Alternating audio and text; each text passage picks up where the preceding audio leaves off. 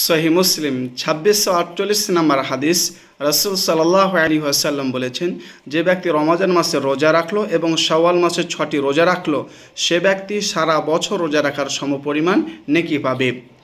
এই 6টি রোজা রাখার নিয়ম কি? আপনি ধারাবাহিকভাবেও রাখতে পারেন এবং মাঝে মধ্যে গ্যাপ দিয়েও রোজা রাখতে পারেন। বাকি থাকলো যাদের রমজান মাসের রোজা কাজা রয়েছে, তারা এই রোজা কিভাবে পালন করবে? উত্তম পদ্ধতি হচ্ছে রমজান মাসের কাজা রোজা আগে পালন করবে, তারপর শাওয়াল মাসের 6টি রোজা রাখবে। এটি হচ্ছে উত্তম পদ্ধতি।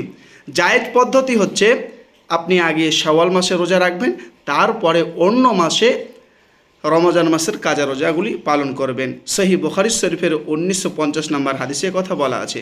আপনি এই রোজা কেন রাখবেন? ফরজে যদি কোনো ঘাটতি থাকে আল্লাহ পূরণ করে দেবেন। সুনান আবু দাউদ 864 নম্বর হাদিস।